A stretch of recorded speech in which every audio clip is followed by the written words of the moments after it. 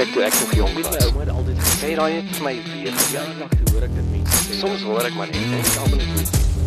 Dis 21 Mei en dis koud.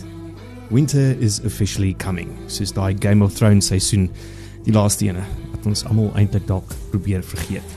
Maar waar Jon Snow in die sneeu gestaan het, met 'n swaard, staan ons nou in 'n tou vir petrol. Betaal ons belasting met rillings in ons ruggraat en die draak wat ons bankrekening vreet is inflasie. Of is dit maar net die ANC government? Corine is vandag saam met ons nie, sy is op 'n vliegtuig op pad Kaap toe, maar sy is volgende week terug en dan gaan sy vir ons korrespondensie doen van die wynlande, of ons sê, hoe lyk dinge in die Kaap. Maar 'n paar dinge wat vandag in Suid-Afrika natuurlik gebeur, groot dag vir Suid-Afrika. Ons gunsteling reeks is weer terug op die kassie, begroting 3.0, die seisoen waarvoor niemand gevra het nie. Dan Cyril, hy het besluit dat hy nou 'n jetsetter is, of dat hy golfpolitiek begin speel. In plaas daarvan om by die begroting te wees, is president Cyril Ramaphosa vandag in Washington by niemand anders as Donald Trump. Ja, uiteindelik is hy na Trump toe. Die man het nie eers geweet waar Suid-Afrika is nie. Dis nou Trump, nie Cyril nie.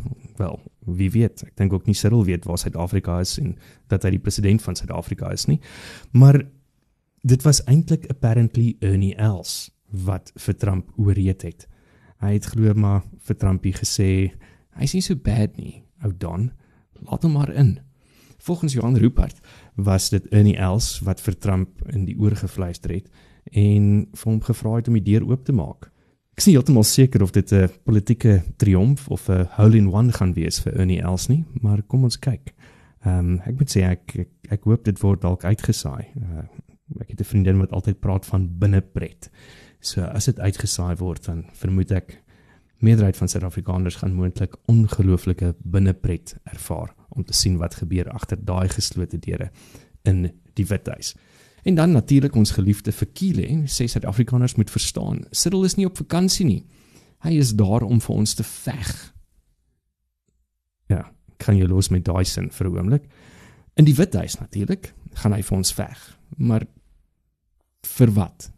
En teen wie? Hy moet weet waarvoor hy homself inlaat, of is dit dalk Ernie Els se backswing? Wie weet.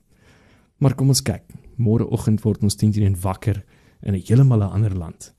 'n Land met 'n nuwe begroting en 'n land waar ons weet wat Trump dalk regtig van Cyril dink. Maar vandag se episode gaan ook oor 'n ander slagveld. 'n slagveld van 'n ma en 'n kind. 'n Vrou wat besluit het om haar eie kind moontlik vir geld te verruil. Ons sit saam met Dr. Mikkie Pistorius, die forensiese sielkundige en neurosielkundige en algemene badass, om in die siege van Kelly in te klim. Die ma wat die 6-jarige Jocelyn Spit in Februarie 2024 in Saldanha verkoop het, laat verdwyn het, laat wegraak het. Ons is nog nie heeltemal seker nie, of ek is nog nie heeltemal seker nie. Jocelyn is nog nie gevind nie, daar is geen liggaam nie, maar Kelly is verlede maand skuldig bevind aan mensenhandel en ontvoering. Haar vonnis word volgende week opgelê. Dis nie net 'n misdaad nie, dis 'n morele aardbewing. 'n Ma wat verdink word daarvan dat sy haar dogter verkoop het. So Mikkie het by my kom kuier en kom ons hoor wat sê Mikkie. Dis my eintlik heerlik. Dis die eerste keer wat jy op my bank sit. Ja. Kan jy dit glo? Ja. Dis toevallig dat ek hier is. Nou, is toevallig. Ek sit saam met die bekende Dr. Mikkie Pistorius, die forensiese sielkundige en ook neurosielkundige. En Mikkie, die rede hoekom ek graag met jou wil praat is die hele Jocelyn Smith saak het die wêreld aan die praat. En daar's nou al baie gesê oor die saak en ons wag vir die vonnis op die 29ste Mei wat binnekort is. Maar ek wil graag verstaan wat gaan in die brein, die denke, die motief agter iets soos dit wat ons vermoed wat Kelly gedoen het. En En hoe kan 'n ma dit doen? So, wat dink jy is die motief? Wel, as ons begin met eers, kom ons kyk na die brein. Nou, so onthou ek het nie vir Kelly geëvalueer nie, so ek weet nie spesifiek nie, maar kan in die algemeen praat. Ja. Okay. So in die algemeen, ek dink wat baie mense skok is, hoe kan iemand so absoluut gewetenloos wees om so iets aan 'n kind te doen of net aan iemand anderster te doen. As ons kyk eers van die neurosielkunde af. Nou neurosielkunde navorsing het nou vir ons gewys al dat emosionele pyn en fisiese pyn loop dieselfde pad. Die neuropaths is presies dieselfde in jou brein, is baie naby aan mekaar. Nou, en ek dink nie mense besef dit altyd wat se skade kan emosionele pyn aan 'n brein doen nie. Nou met die fMRI scans het hulle gewys al dat 'n persoon wat klein was en verwerp was of geboelie word of jy weet of uitgeskop word soos ostracism, daar kom skade aan die integriteit van die anterior cingulate cortex. Nou kan dit klink nou baie tegnies, maar wat dit eintlik beteken is die gedeelte van jou brein wat ontwikkel en wat verantwoordelik is vir die ontwikkeling van jou morele kode, van empatie, vir omgee vir ander mense, is dan beskadig. Nou, en dan, met ander woorde, kan daai persone ander mense as kommoditeite of objekte hanteer, en daar skade in die brein. Dis moeilik om te dink kinders wat geboelie word, langdurig geboelie word of verwerp word of sulke tipe goed, kan breinskade kry. Weet, ons moet 'n bietjie aandag gee daar. So ons weet nie wat gebeur het in Kelly se geskiedenis nie. Ek weet dit gaat nie met haar gewerk nie. Maar ons kan maar dink. Wat ek vinnig kon gehoor het in 'n gesprek wat 'n joernalis gehad het met Kelly se ma, is dat sy op 'n baie jong ouderdom na haar ouma en oupa gestuur is. En haar ouma en oupa het haar basies grootgemaak as hulle eie kind. Maar as jy sê skade in die brein, hoe lyk daai skade? Dit is nie fisiese skade van iemand het geval op sy kop of hoe is daai skade? Hoe manifesteer dit? Hulle kan dit meet met hulle jy weet ek is 'n neurosielkundige, ek is nie 'n neuroloog nie. Nou, so hulle kan dit meet en dit wys op die fMRI scan. Weet daar's bewegings en jy kan dit sien op die skerm. Weet daar's skade. En weet, ek sê nou altyd as mens die brein moet oopmaak, moenie dit by die huis doen nie want is morsig. Jy weet, maar hulle kan dit sien op hulle scans. Jy weet wat in jou brein aangaan. In daai gedeelte is ek reg as ek ook sê dit is die prefrontale cortex. Ja, dis eintlik jou brein, as jy aan die brein dink as 'n brein het 3 verdiepings. Okay, jy het jou reptielbrein. Ja. Dit het allerlei bewegings en sulke gedoen. Dan het jy die limbiese stelsel wat in die middel is, en dan het jy jou uitvoerende brein, dis die neocortex, dis jou volwasse brein. Kinders se breins word eers volwasse 25, 28. So moenie voor die tyd volwasse raak, maar hulle groei. Dis hoekom my pa het altyd gesê 'n student is nie 'n mens nie. Ja, my pa. Hy sê maak nie te spoor soos 'n mens. So nou tussen, jy weet as jy kyk na jou boonste vloer, dis waar jou top CEO's sit. Jy weet die uitvoerende beamptes van 'n maatskappy. Okay, so sien nou maar jou top CEO sit daar en hy moet besluite neem en langtermyn gevolge en al daai tipe van goed in ag neem. Nou tussen hom en die middelbrein, die middelbrein, die limbiese stelsel, het jy jou geheue en jy het die emosionele brein en jy die hypothalamus en jy weet al daai tipe goedjies. Nou tussen hom en die middelvloer is daar die cingulate cortex, wat ek baie keer sê, dit is soos sy PA. Okay. So sy gaan loop op die middelvloer rond en kyk of almal gelukkig is met mekaar. Nou, en as hulle nie is nie, gaan sy vir hom sê. Okay. Nou die punt is, sy het ook 'n aanklank of 'n koneksie met die amygdala, wat jou emosionele senters in jou brein is. Nou as daai ding skade kry, dan daai hele ding van weet meegevoel en daai goeters, kom dan nie deur nie. Het Kelly dan daai sorggedeelte van 'n ma wat omgee vir 'n kind, lief is vir 'n kind, wil hê die kind moet floreer, het sy dit afgeskakel? Of is dit moontlik om dit te doen? Om net 'n gedeelte af te skakel? Wel, sy het dit miskien nie willens en wetens afgeskakel nie, maar daai gedeelte in die brein ontwikkel. Okay. Daar skade. En dit is nie ongewoon nie. Weet jy, as jy by die reeksmenaars ook kry, hulle voel niks vir hulle slagoffers nie, want daai gedeelte werk nie.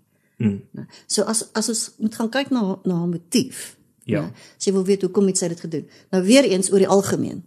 Nou moet ons kyk hoekom sal ma's nou hulle kinders vermoor. Okay. Daar's 3 kategorieë van misdaad wat ons nou kyk. Die een is die Angels of Mercy. En dan kry ons Angels of Death. So kom ons kyk eers na die verskil tussen daai. Die Angels of Mercy is gewoonlik ma's wat besluit om hulle kinders dood te maak, omdat hulle sê die wêreld is 'n gewelddadige, aaklige, gevaarlike plek. En die ma gaan selfmoord pleeg en ons niemand om na die kinders te kyk nie. So in act of mercy, genade, gaan sy die kinders doodmaak. Okay, dis die Angels of Mercy. Dan kry jy Angels of Death, want mense dink is dieselfde ding, dit is nie. Angels of Death is dan gewoonlik 'n persoon in 'n mediese omgewing, soos 'n dokter of 'n verpleegster of so. Wat in 'n hospitaal kan werk, maar ook in 'n versorgingseenheid of sulke tipe goed. En hulle maak die mense dood vir mag. Nou, ek het altyd gesê, onthou, mag oor lewe en dood is die grootste mag, dit is goddelike mag. So hulle motivering daarmee is mag. Okay, so Angels of Death, Angels of Mercy. En dan kry ons ook Munchausen by proxy, wat baie skaars is, maar dit is, gewoonlik vrouens kan mans ook wees, wat siektes ander mense aspres siek maak, sodat hulle die aandag kan kry, maak het hulle die persoon versorg, of wat ook al. Nou, maar dan kry hulle daardeur aandag. En hulle hou dan die persoon siek. En partykeer gaan die persoon dood, of partykeer het hulle, jy weet, eenmaal het 'n klomp sulke goed gedoen met haar kinders ook, maak hulle die kind dood, want dan se volgende ene wat kan instaan. Jy weet, die kind word te oud, weet wat ook al. Okay, so daai ook. Nou, byvoorbeeld, as ons kyk na Angels of Mercy en Angels of Death, ons het 'n geval gehad van die Suid-Afrikaanse dokter Lara Dickinson, wat Nieu-Seeland toe gegaan het met haar man. En in September 2021 het sy haar 2-jarige dogtertjies, Maya en Carla, en haar 6-jarige dogtertjie, Leanne, verwrig. En daar was groot opspraak oor hierdie saak, en sy het voorgegee asof dit 'n Angel of Mercy was. Nou, sy was baie depressief en daai tipe goed. Maar toe daar wel getuienis uitgekom, dat sy baie moorddadige gedagtes teenoor hierdie kinders gehad het, van dat hulle klein was, en ook kommunikasie met van haar vriendinne, het dit uiteindelik uitgekom, sy het die kinders vermoor, om haar lewe gemakliker te maak. Hulle was in haar pad. Jy weet, so weer eens, daai ding van, jy weet, meer gevoel en so, en sy is dokter. Jy weet, okay. En sy is toe laas jaar, Junie 24, gevonnis tot 18 jaar, in die tronk, weet, en haar man is geskei en hy is nou terug, en weet, hy het gelukkige lewe, saam met iemand anders. So dit is nogal tragies, weet, maar dit gee net vir jou verskil. Okay, dan Angels of Death, Angels of Mercy, Munchausen, dan die laaste rede ook, hoekom vrouens, en dis baie interessant, moord kan pleeg, insluitend hulle kinders, gaan eintlik oor geld, en hier kom Maslow se teorie in. Okay, so in 1943, het Abraham Maslow, se sielkundige, en hy het opgekom met die teorie van daar is 'n driehoek of 'n piramide van behoeftes. So Maslow het begin met hierdie teorie van die hiërargie van behoeftes, wat soos 'n piramide gevorm is. En die piramide het 5 trappe. Nou goed, jou heel onderste grootste trap, dit is jou basiese fisiologiese behoeftes. So dit is behoeftes aan kos en honger en slaap en prokreasie en sulke tipe goeders. Dis basiese behoeftes. Dan die tweede trap is die behoefte aan veiligheid en sekuriteit. Okay, ons wil almal veilig voel. Jy kan dink daai twee is baie basies. Dink nou maar aan Neandertalle of sulke mense. Jou derde trap, dit is die behoefte aan 'n familie. Jy weet, jou tribe, samevoeging van mense, weet wat hulle, ons wil almal behoort aan 'n familie. Die vierde ene is dan meer jou wat mense van jou dink, jou self-esteem, jou selfwaarde, jou reputasie. En dan die vyfde ene is dan self-aktualisasie, word die beste mens wat jy kan word, soos Gandhi of sulke tipe mense. Jy hoef nie so bekend te wees soos Gandhi of Mother Teresa nie, ons almal kom op 'n stadium wat ons wil teruggee aan die gemeenskap. Nou interessant vir my, toe ek die manlike reeksmoordenaars ondersoek het, was dit die basiese behoefte, 99% van hulle maak dood vir seks. Nee? Interessant. Want dit is mag. Jy weet, dit was mag. Okay, so dit was daai. En snaaks genoeg met die vrouens, jy weet, en Eric Hickey van die ander profileerders het my saamgestem daaroor, hulle het ook dit gesê, het is uitgevind, maar vrouens maak dood vir geld. Nou, en dit het my nog altyd, en toe ek na Maslow begin lees, toe kom ek agter, okay, wat dit beteken. Nou, so, vir 'n vrou beteken geld sekuriteit. Nou moet jy dink, kom ons vat 'n dogtertjie, haar pa tradisioneel was nou die een wat uitgegaan het en gaan werk het, en hy verdien geld en hy kom terug. So hy kyk na haar behoeftes, daar's 'n dak oor haar kop, en sy klere en sy kos en as sy gelukkig het sy persentjies of wat ook al. So sy assosieer veiligheid met geld. Okay. As haar pa haar op een of ander manier teleurgestel het of gemolesteer het of wat ook al, en sy het nie sy liefde gekry nie, dan is daar altyd daai gaping binne in haar vir sy liefde, wat sy dan vervang met geld. Nou, so, okay, en jy kry dit baie keer ook, nie dat dit nie so ver gaan tot moer vir geld nie, maar jy kry dit ook in egskeidings en sulke tipe goed. Jy weet wat mense net kan nie verstaan, maar sy kry 'n baie goeie onderhoudskikking hier, so maar sy wil altyd nog meer en meer en meer hê. Jy weet.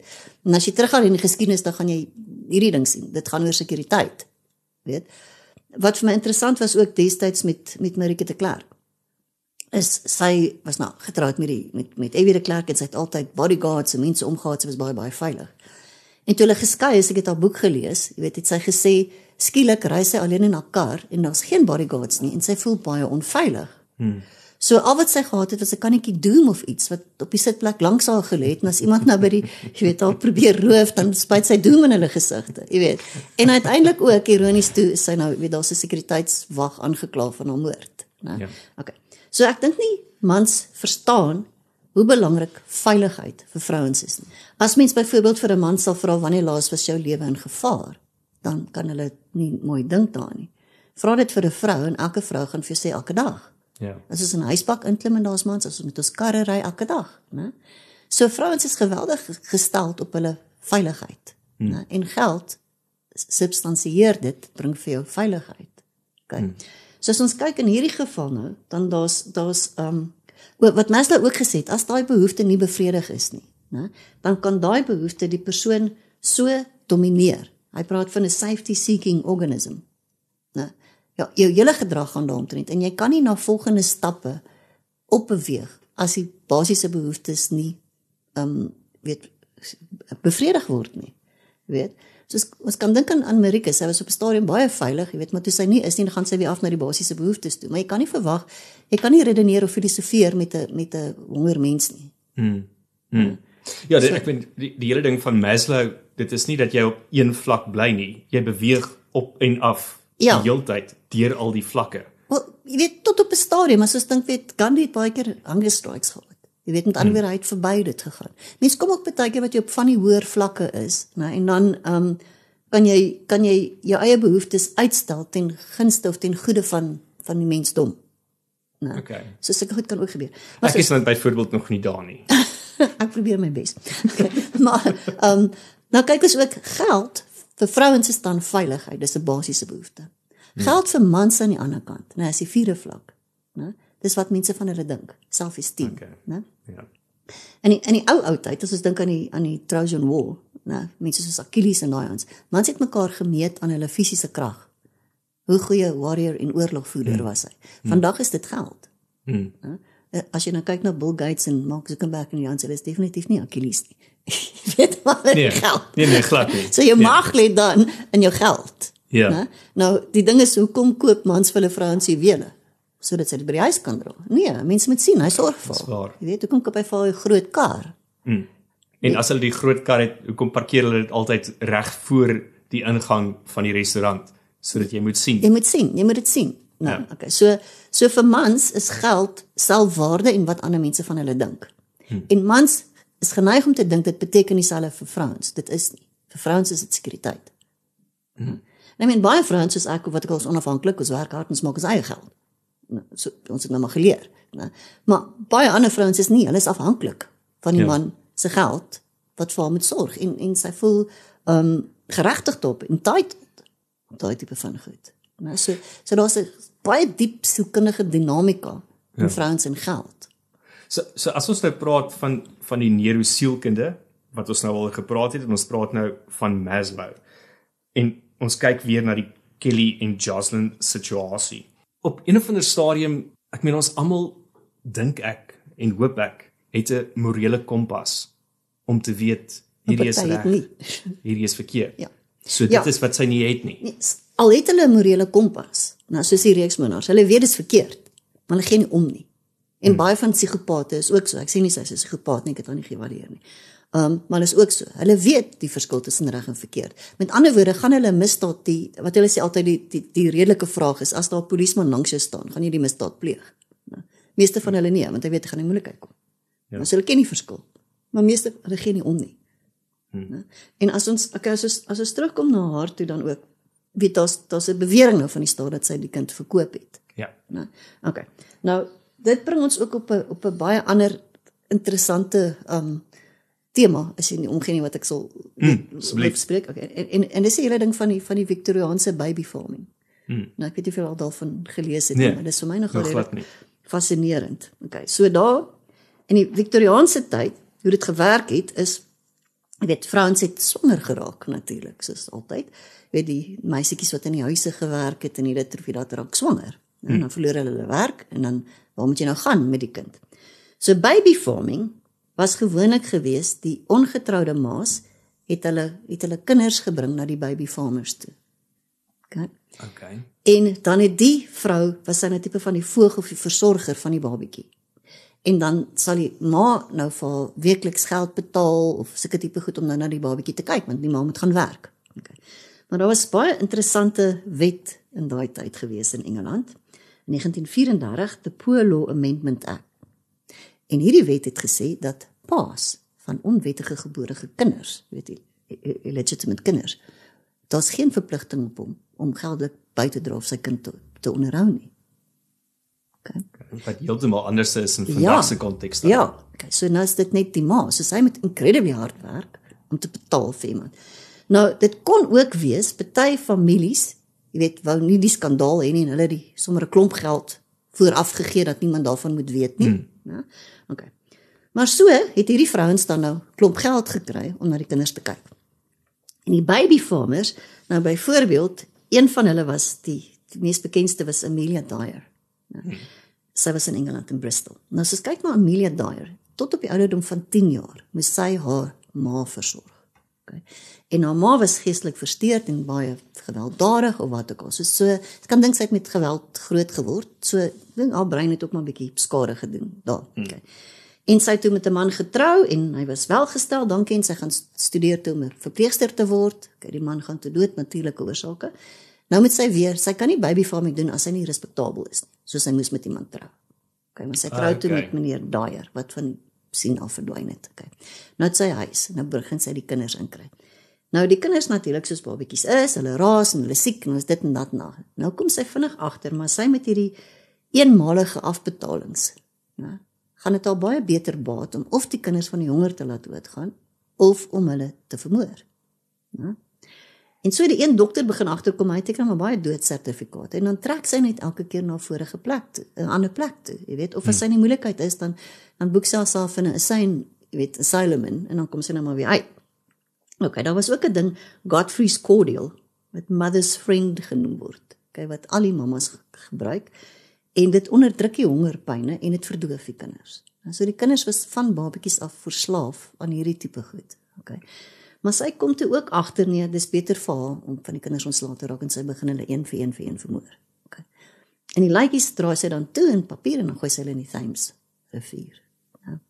En so is daar toe een slim speler, Constable Anderson, wat begin agterkom, maar nie maar baie babetjies. Ja. En hy kry op 'n stadium een babetjie en hy maak die papier om die babetjie en hy kyk na die papier en reg daarop kry hy dit reg om haar naam te identifiseer op daai papier wat sy gebruik het. Hulle hou toe haar huis dop en na rukkie uiteindelik het hulle haar toe gearresteer. Toe kom dit uit, sy het tot 400 babas vermoor. Sure. En sy het hulle almal met dieselfde kleremakerskoord verwrig. So dit was Amelia Dyer. So daarna ook het ons Margaret Waters gehad en sy is aangesit baie vermoor, is aangekla vir 5. En na sy skuldig bevind is, toe bring hulle die Life Protection Act van 1870 uit.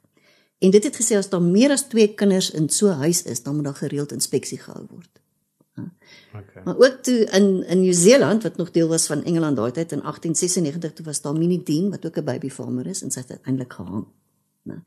So kan ons sien, die storie van baby farming, en om kinders te verhandel of te vermoor vir geld, is nie nuut in die geskiedenis nie. En daar is seker dan parallelle wat mens kan trek. Ja. In die Kelly situasie. Van die stats wat ek onlangs ook net gesien het, is, hulle praat van tussen 2023 en 24 is daar 17,000 plus ontvoerings in Suid-Afrika gewees. Ja. En omtrent 38% van wêreldwye mensehandel slagoffers in 2024 was kinders. Ja. Jy weet, dis kommerwekkend, jy weet, waar ek bly ook. Dit is, jy weet, dis oral in die wêreld is die ding van kinders wat ontvoer word. En dis so maklik. Weet, dit is so maklik. En is rarig, jy weet, hoe kyk ons na ons kinders? Jy weet, wat leer ons hulle? Jy weet, selfs die ding met bullying en geweld en sosiale media en al hierdie tipe goed, dit is so maklik om dit te doen. Dink jy Kelly het moontlik gedink dis die enigste uitkoms? Of, want wat vir my interessant was, is dat sy het glad nie die bank ingeneem in die verhoor nie. Sy het wel gesê dat na die tyd sal sy praat. So ons almal wag nou nog om te hoor wat sy gaan sê en of sy die waarheid gaan vertel. Maar die gevoel wat ek so half gekry het, is dat sy weet amper nie wat gebeur het nie, of sy dit so ver weggebere dat sy die nuwe storie glo. Ja, weet, oor die algemeen gaan jou verdedigingsprokureurs of jou advokate nie toelaat dat jou beskuldigde in die bank is nie. Want hulle kan gekruis ondervra word. Weet en goed, so oor die algemeen laat hulle nie getuig nie. So dis nie vir my vreemd dat hy gesê het sy gaan dit nie doen nie. Okay, die storie dat sy na die tyd 'n storie gaan vertel, ek dink ook nie dit kan gebeur nie, want as jy eers in die toesig van korrektiewe dienste is, laat hulle jou nie toe om te praat nie. Nou, so jy kan nie met die pers praat of as ek dit selfs uit op parool, kan jy nie dit doen nie. So dit sal ook nie uitkom sommer nie. Die enigste manier wat van haar storie uitkom is weet so in die hof gewees het wat die sielkundiges getuig oor haar as hulle haar geëvalueer het. Okay. Nou kan mens vir jouself 'n ander storie vertel, totaal. Jy weet jy moet onthou jou brein is in 'n baie donker kamer. Hy sit in 'n skedel. Okay. So, jou brein het geen idee wat in die wêreld aangaan nie, behalwe wat jou sintuie vir hom sê. Okay. En die storie wat jy hom vertel. Nou. Interessant, byvoorbeeld as iemand, weet en ek doen dit baie keer as ek hipnose doen met, sê maar jy sit by die see en dan jy sien die see en jou sintuie daar, jou oë, dis veel mooi en jy voel die wind op jou vel en die son bak jou warm en jy kan die see hoor, al daai sintuie. Goed. Nou vat ek jou in my spreekkamer in en jy is onder 'n ligte hipnose en ek sê vir jou, stel jou voor jy's by die see. Nou, en jy sien die water blink, die blou en dit en jy hoor die seemeeuwe. Ons het nie seemeeuwe in Mauritius nie, maar in 'n geval. Jy weet, en jy ruik die see nou. As ek dan jou brein sou oopmaak, weet eens moet nie dit doen, is morsig. Maar okay, dan gaan ek sien jou brein loop presies dieselfde pad as wat jy by die see was. Jou brein weet nie, hy's nie daar nie. Nou, so die storie wat jy jouself vertel, die storie van jou lewe, is die storie wat jou brein gaan glo.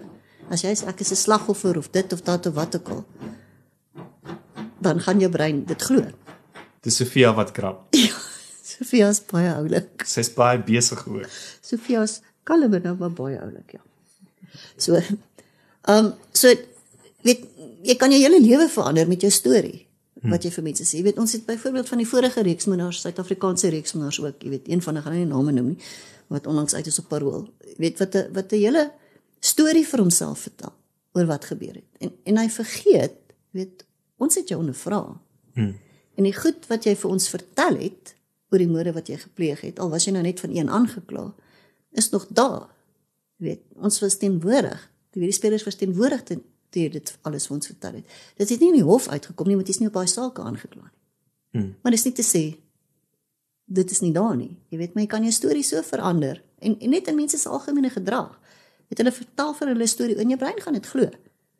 Maar jy kan ook vir jouself 'n goeie storie vertel, en jou hele lewe verander, en jou brein gaan dit glo. Ja. Weet, as ons kyk na wat jy dink en wat jy voel, en wat jy doen, al 3 daai. Hulle is almal met mekaar verbind, en gaan mekaar beïnvloed. En baie keer as ek mense vra, watter een dink jy is die sterkste, waar die ander 2 outomaties gaan volg, dan die man sal sê, want dit is jou kop, en die vrouens gaan sê, is jou hart, is eintlik jou dade. En dit kom ook nog van Australopithecus, jy weet, mense daar moes oorleef, En sê nou maar die ou moet gaan jag of hy wil vis vang en hy vang op 'n sekere manier vis en hy's honger. Die oomblik wat hy sy dade verander, fake it till you make it. Nou vang hy die vis. En van toe af is ons breins so gekondisioneer of geprogrammeer dat as jy jou aksie verander, dan gaan hoe jy daaroor dink en hoe jy daaroor voel, gaan ook verander. Die ander twee gaan outomaties volg. As jy dalk moet vir iemand nou sê wat luister en sê ek verstaan nog steeds nie hoe kan 'n ma dit doen nie, want in ons konteks hoe ons groot geword het is ma's is altyd die wat as jy siek is dan vryf hulle jou rug en gee vir jou tee en gee vir jou Hoendersoep. kos en hoendersoep en hulle is daar om jou te beskerm, om jou lief te hê, om jou te laat veilig voel. Die pa is die persoon wat moet werk om die means, die geld te kry sodat ma jou kan onderhou en veilig laat voel. Wat sê jy vir iemand wat sê ek kan steeds nie dink dat 'n ma dit aan jou kind kan doen? Ek dink in regverdigheid met ons ek sal terugkom na die ma, ons kyk ook na die pa. Nou daar was 'n polisieman gewees met die naam van Aislinn Nel. In Port Elizabeth. Aislinn Nel het sy vrou en sy 2 seentjies doodgeskiet. Nou die ding is met Aislinn Nel, hy het groot geword in 'n huis met gewere, hy het gereeld gaan jag of wat ook al. So in sy huis en in sy lewe het hy geleer dat mens los probleme op met 'n vuurwapen. Okay. En sy een seentjie was baie siek en hy's 'n polisieman en hy het nie geld gehad nie, so hy het die probleem opgelos met 'n vuurwapen. Maar wat hy ook gedoen het, hy was in een van hierdie eenhede wat gereeld die informal settlements of gepatrolleer het. En dan het hy gereeld mense se diere doodgeskiet. Met geen gevoel ook daar nie. En toe is hy natuurlik gevang en hy gaan toe tronk toe, okay, en hy's half in isolasie gehou in die tronk want hy is polisieman hulle. Okay. En terwyl hy in isolasie is, toe kom daar 'n kat eendag aan by sy sel. Want hy het katte doodgeskiet. Maar hy's eensaam. Nou sy dade verander toe want hy begin toe vir die kat sorg. Jy weet want hy's eensaam. Okay. Ja. En hy's goed met elektriesien gewees en so en hy sê toe vir die bewakers, okay, as hy hulle elektriese toerusting regmaak, soos strykysters of so ietsie, dan moet hulle vir hom katkos gee. Nou, okay. En dan begin hy die kat voer. Nou omdat hy sy dade verander het, toe begin hy lief raak vir die kat. En hy begin anders oor die diere voel. So daar's ons ook 'n pa wat veronderstel is om die beskermer te wees, wat sy kinders kon doodskiet. Jy weet, hoe verkrag 'n pa sy kinders? Kyk na die Menendez broers op die oomblik, jy weet, wat daar uitgekom het. Ja. So, nou die ma ook, jy weet, nie almal raak swanger omdat hulle wil swanger raak nie. Jy weet, hulle raak swanger weens omstandighede en hulle wil nie noodwendig die kinders hê nie. En hoe meer kinders, hoe minder is daar kos en hoe minder resources of bronne, letterlik, het jy. En daar's in party families net te veel. Ek weet, baie ouers natuurlik heeltemal lief vir hulle kinders en hulle wil hulle gehad het, al is dit 'n ongeluk of dit of dat. Maar baie van hulle wil nie. Jy weet, so ons moet ook dink, nie almal dink soos wat ons dink nie. Jy weet, en dit kry jy baie keer in sielkundige praktyk. Mense dink, ander mense dink soos wat hulle dink. En dit is nie so nie. Dit is 'n moeilike ding daai om te leer. Nie almal gaan dit dink nie. Ja, ek meen dit is die normes wat ons almal verwag van mense en dan is ons so al verbaas as mense buite ons idee van normes en waardes optree. Ja. 'n Ander ding wat ons natuurlik gesien het ook in die hele Keddy saak is dat daar verskriklik baie dwelms en misbruik van dwelms was. Op die dag wanneer Jocelyn weggeraak het, was hulle in 'n verskriklike beswyming gewees ook. Hoe tas dit byvoorbeeld jou oordeel, jou denke, dink jy dit het 'n rol gespeel, moontlik? Ek kan nie in hierdie spesifieke geval sê weer eens nie, want ek was nie betrokke nie. Maar jy weet, ek sê altyd, never expect rational behavior from an irrational mind. Nou, mens dink iemand gaan rasioneel optree. Maar as die brein in 'n irrasionele stadium is, dan gaan hy nie. Nou kan mens baie keer, moet jy persoonlikheidsversteurings ook in ag bring. Narcissisme en sulke tipe, weet psigopatologie, antisosiale persoonlikheid, die Machiavellians. Nou, jy kan nie van hulle die normgedrag verwag nie. Nou, maar met die kennis, met die sielkundige kennis, kan jy sien, jy weet, jy gaan dit baie vrouens stap in altyd en sê, my man is 'n narcissus. En dan kyk ek, wat 'n vroue tydskrif het nou alweer 'n artikel geskryf. Gaan lees rarig op wat is 'n narcissus. Dis iets heeltemal anders. Dis nie net 'n man wat net aan homself dink of dis iets heeltemal anders. Maar nog steeds moenie die rasionele gedrag verwag van 'n irrasionele persoon nie. Skizofrenie of persoonlikheidsversteurings of sulke tipe goed nie. Jy gaan dit nie kry en dan is ons verbaas. Ons behoort nie te wees nie. Ek is verbaas dat mense nog verbaas is. Wel ek dink ek is meeste van die tyd verbaas want ons weet nie noodwendig saam met wie ons die wêreld deel nie. Ja. Ons weet nie wie die persoon langs ons is en wat is hulle donker geheime. Ja. En ongelukkig hoor ons eers dit nadat daar iets soos hierdie gebeur. En dan is ons almal verbaas. Maar ek dink die ding wat ek ook nou aan gedink het terwyl ons nou so praat is nie een van ons is perfek nie.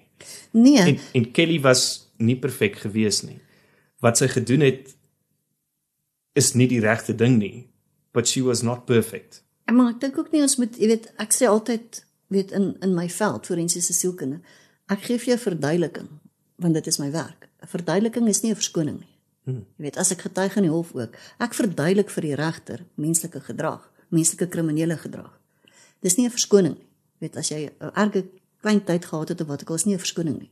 Jy het nog steeds agency of verantwoordelikheid vir jou lewe. Tensy jy rarig geestelik versteurd is, dan het jy nie. Nou Carl Jung, die sielkundige het ook gesê, know your own shadow. Nee?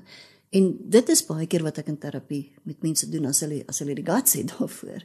Jy is wat jy na jou eie skadukant kyk en goed van jouself ontdek wat jy nie regtig wil glo nie. Maar wat jy baie keer op ander mense projekteer.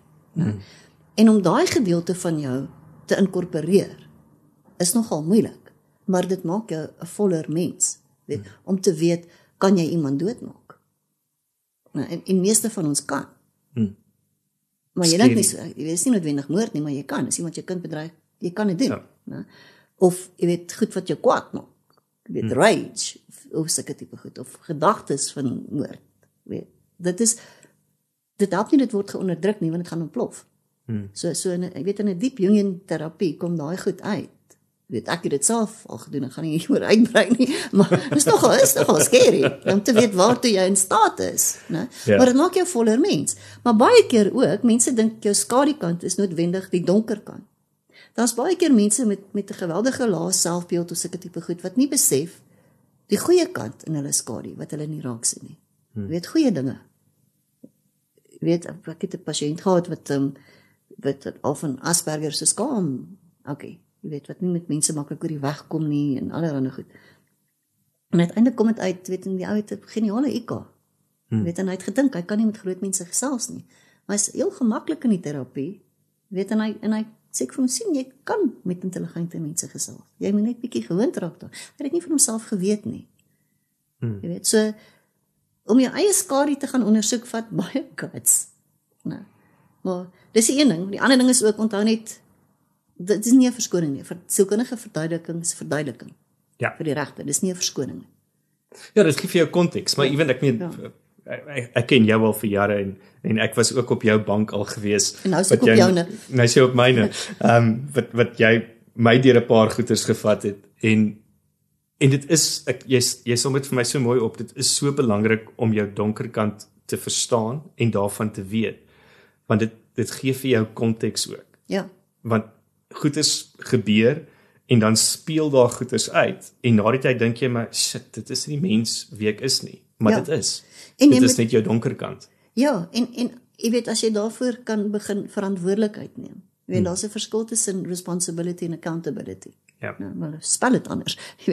Verantwoordelikheid, is dat jy sê, goed, dit was ek. En accountability gaan ook daaroor van, wat gaan jy nou daaromtrent doen? Hoe gaan jy dit regstel? Hoe gaan jy die wêreld 'n beter plek maak? Gaan jy fight for justice? Dis wat ek nog steeds probeer doen, net op 'n ander manier. Ja. Deur kennis uit te dra vir mense, nie noodwendig fisies in die polisie nie, maar probeer my kennis vrylik deur my kanale en goed by die mense uitkry. Want ek hoop dit maak die wêreld 'n beter plek. Maar dit is die ding, dit maak jou voller mens, maar jy moet verantwoordelikheid neem vir dit. Ja. En as mens iemand ondervra en hulle probeer altyd jigga, Verskoningetjies so of dit wat ronddans. ek al, ja. Jy weet, of iemand wat sê, ja, jy weet, dit was ek het dit gedoen. Jy weet, en dan is 'n regter ook baie meer geneig om meer simpaties te wees in sy uitspraak, as die persoon wat dit die hele tyd ontken of ander mense blameer. Jy weet, en jy sê, jy weet, soos wat jy sê, mense maak 'n fout. Jy weet, ek meen, Eislernel, ja, hy het weet, gesê, polismanne gewoonlik sê baie vinnig, jy het dit gedoen. Polismanne wat geld steel, of wat ek al, dit gebeur. Jy weet, en jy het baie meer respek vir hulle, sou sê, yes, ek het 'n fout gemaak. Ja, want ons is net mens. Dis net mens, Ons ja. almal maak foute. Ja. En ek gaan dit op so 'n manier regmaak. Dit Ja. beteken baie meer as net om te sê ek is jammer. Jy weet, Ja, hoe dit gaan is- jy dit herstel? Dis altyd 'n groot ding vir my, vir as iemand om verskoning vra vir iets. Dis okay dat jy jammer sê, maar hoe gaan jy dit nie weer doen nie? Ja. Of hoe gaan jy dit regmaak? Dit is baie keer meer belangrik as die woord jammer of sorry, want ons sê dit so maklik. Of die ander ene vir my, jy weet, is mense vra dat jy hulle vergewe. Ek weet hierdie gaan bietjie radikaal klink. Nou, maar mense weet het hom vir my gesê, sal jy my vergewe? En dan is my antwoord nee. Nou, en dan dink hulle, "Jessie." En dan Dis sê ek, cruel. ja, en dan sê ek, jy weet wat? As jy gaan vra om vergifnis, dan stel jy jouself ondergeskik aan die hoër gesag wat jy moet vergewe, jy weet. Dan sê ek vir hulle, ek is nie op 'n hoër vlak as jy nie. So ek sit nie hier op 'n pulpit of 'n preekstoel of wat ook al en nou vra jy my vergifnis en ek gaan uit die groot vir my harde doen nie. Nee. Ek maak ook foute. Weet jy het 'n foute gemaak. Lewe daarmee, doen iets daarmee. Nou, maar ek kan jou nie absolve van wat jy gedoen het nie. Dis jy wat daarmee vrede moet maak met jouself. Ja. Nou, ek gaan aangaan met my lewe. Ek het dit lankal verwerk of wat ook al. Ek wil dit nie graag in my lewe hê nie, maar laat dit goed gaan met jou in jou lewe. Vorentoe. Maar moenie dink my vergifnis of iets gaan iets aan jou verander nie, dit gaan nie. Weet jy, as jy nie die insig het in jouself om daai foute wat jy gedoen het of wat ook al te gaan regmaak en dit nie met ander mense te doen nie. Gaan wat ek sê, ek is nie 'n priester of iets wat jy kan absolve nie. So moenie my vergifnis vra nie. Nee.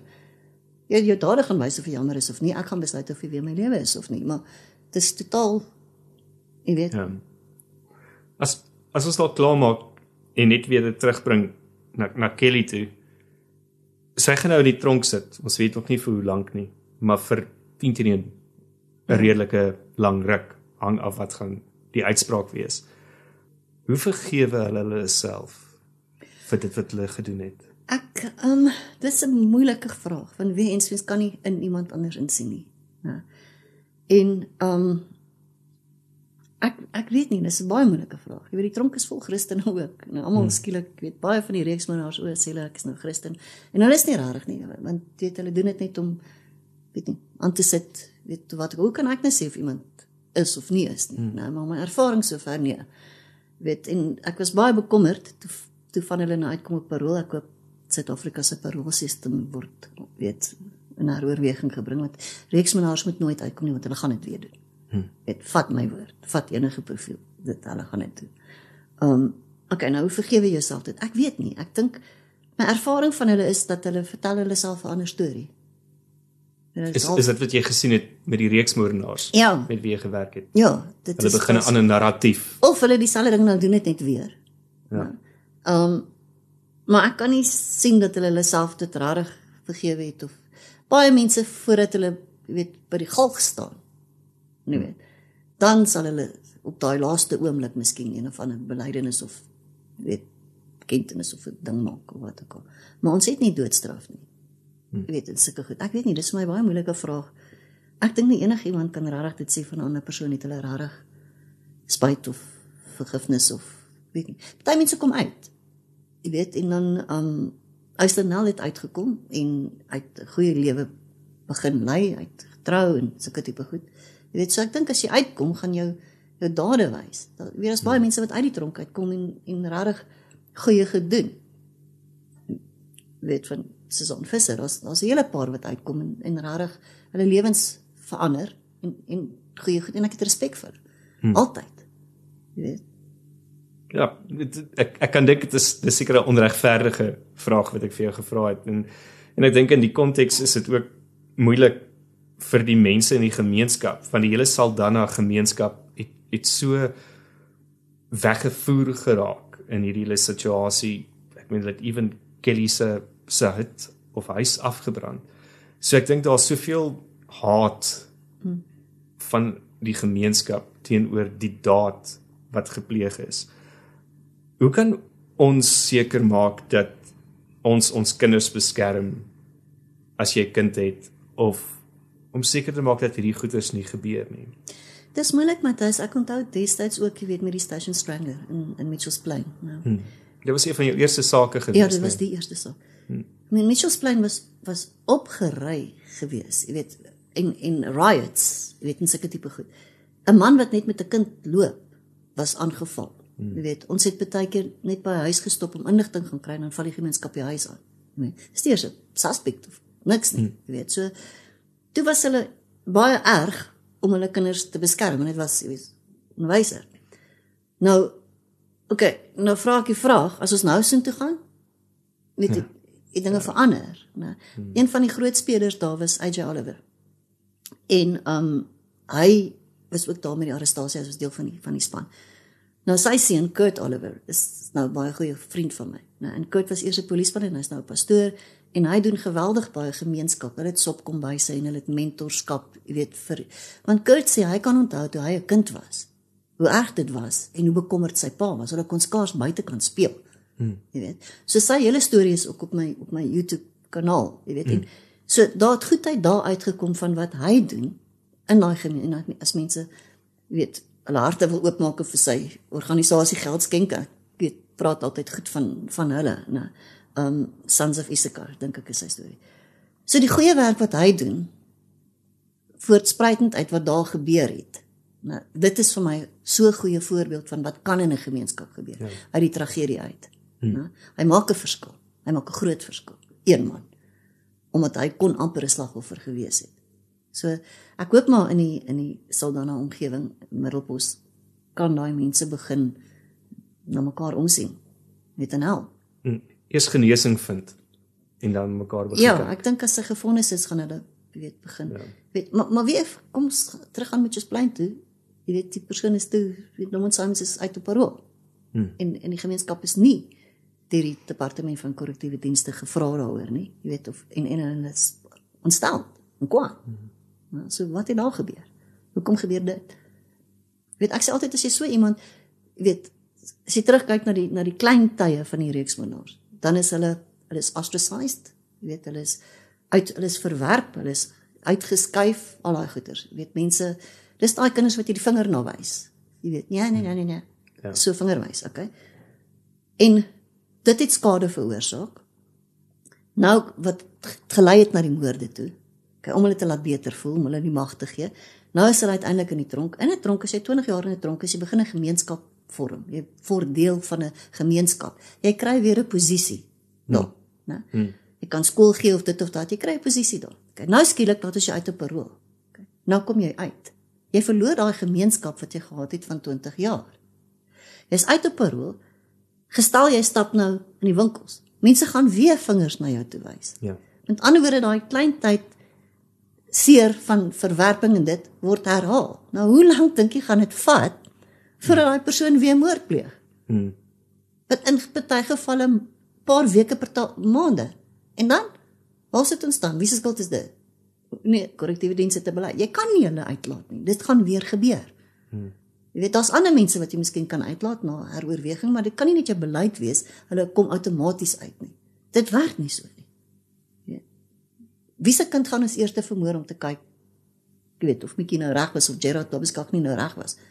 Ons sê almal moet nie dit doen nie. Jy weet, een van die tyd moet hulle na ons luister. Wie se kind gaan ons opoffer om te kyk? Dan moet nog 'n kind gaan. Dis hartseer. Dit is baie hartseer.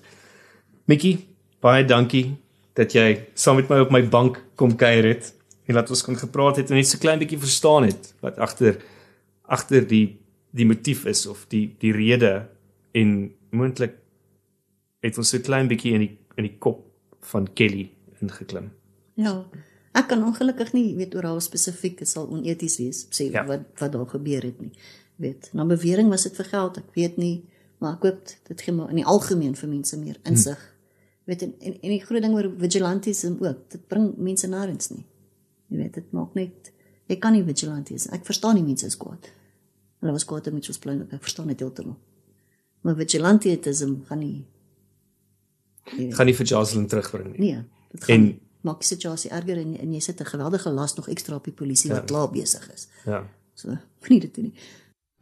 Dit was dan nou Dr. Mickey Pistorius, die forensiese sielkundige en neurosielkundige, en jy kan subscribe op haar YouTube channel Mickey Pistorius Profiler on Record of besoek haar webwerf www.mickeypistorius.co.za en kyk ook uit vir haar nuwe podcast Mickey Pistorius Profiler, binnekort op elke podcast platform beskikbaar.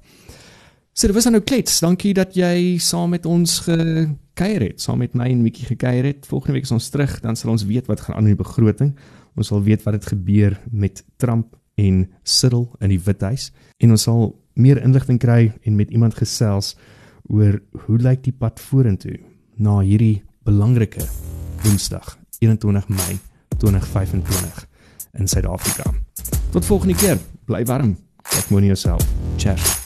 Kyk, toe ek nog jong was, my ouma het altyd gesê, raai het vir my weer, ja, toe hoor ek dit mense sê. Soms hoor ek maar net, en dit is almal nie.